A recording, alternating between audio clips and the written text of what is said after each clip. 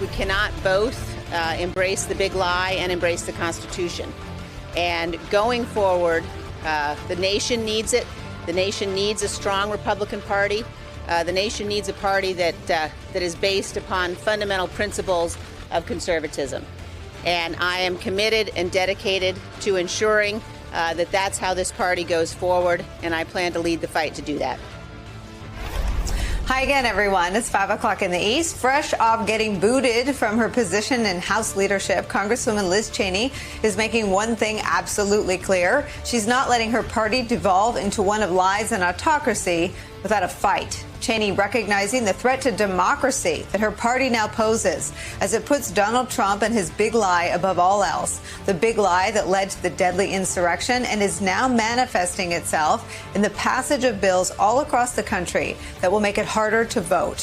While she won't be rushing to vote for a Democratic president anytime soon, Cheney is charting a course few have traveled. Washington Post reports this, quote, she is decidedly against following the path of other Republican Trump critics who have bowed out of public life rather than confront his power over their party. The Post details her plan to stop the former guy, an effort she will now more forcefully pursue. Quote, rather than focusing on whipping votes to save her job as conference chair, the Wyoming Republican this week has been drafting plans for increased travel and media appearances meant to drive home her case that Trump is unfit for a role in the Republican Party or as the nation's leader, were he to run in 2024. It's according to a person briefed on the plans. She's also considering an expanded political operation that would allow her to endorse and financially support other Republican candidates who share her view of the danger that Trump poses to the Republican Party and the country. Cheney's removal from her post as GOP conference chair for not being willing to perpetuate the big lie that the 2020 election was stolen cements the GOP's break with the truth. It's also a collapse of a party that's forcing some to consider their alternatives. From the New York Times, quote, more than 100 Republicans, including some former elected officials, are preparing to release a letter this week threatening to form a third party if the Republican Party does not make certain changes. It's according to an organizer of the effort. The statement is expected to take aim at former President Donald J. Trump's stranglehold on Republicans, which signatories to the document have deemed unconscionable.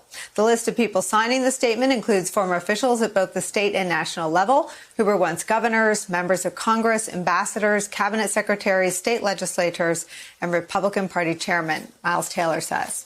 With battle lines now drawn, a new chapter in the story of the GOP begins. Just before Cheney was ousted, Tom Friedman of the New York Times wrote about the magnitude of this moment right now. Quote, to write about anything else on the verge of Trump's GOP moving to formally freeze out Cheney would be like writing a column about the weather the day after Watergate exploded or about Ford Theater's architecture after Lincoln was shot. This is a big moment in American history.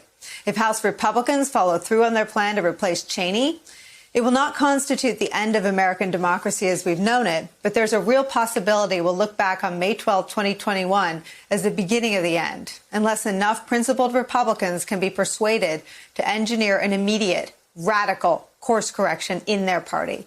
The GOP choosing autocracy over truth and democracy is where we start this hour with some of our favorite reporters and friends. A.B. Stoddard is here, associate editor and columnist for Real Clear Politics. Also joining us, Eugene Daniels, White House reporter and co-author of Politico's Playbook, and Miles Taylor's here, former chief of staff at the Department of Homeland Security. He's now the co-founder and advisor of the Republican Political Alliance for Integrity and Reform, and a leader of that group of Republicans we mentioned who are threatening to form a third party. Miles, I welcome everybody to the effort to call out Donald Trump's enablers. I think he stopped being the story after the election, and it really revealed a Republican Party rotten to its core. But why stay a Republican? Look, that's a great question, Nicole, and it's a question that we want to answer. And in fact, if there's not a satisfactory answer soon, I think the answer is to not be a Republican. But I think we learned three critically important things that help answer that question this week. One, right now in the Republican Party, lying is a litmus test to be in leadership. Not just lying to yourself, but lying to the country about something that happened in our election. Number two, I think we learned that the civil war in the Republican Party is not ending with Liz Cheney's ouster. The civil war within the party is just beginning. And number three, that civil war within the party is going to have enormous consequences for this country. And I'll leave you with one thing on this point, Nicole, and that is the last person to fight a civil war in this country, Ulysses S. Grant, said the next time there would be such a contest for America's existence, it wouldn't be between North and South over the Mason-Dixon line.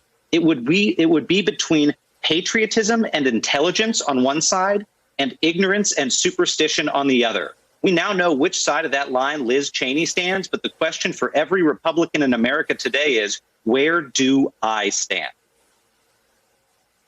Well, where do your former colleagues stand? I mean, where do people like your old boss at DHS, John Kelly, stand? Where does H.R. McMaster stand? Where does John Bolton stand? Where does Jim Mattis stand? Where do your former colleagues, who know better than any other human beings on the planet just how rotten and corrupt to the core Donald Trump and Trumpism really is?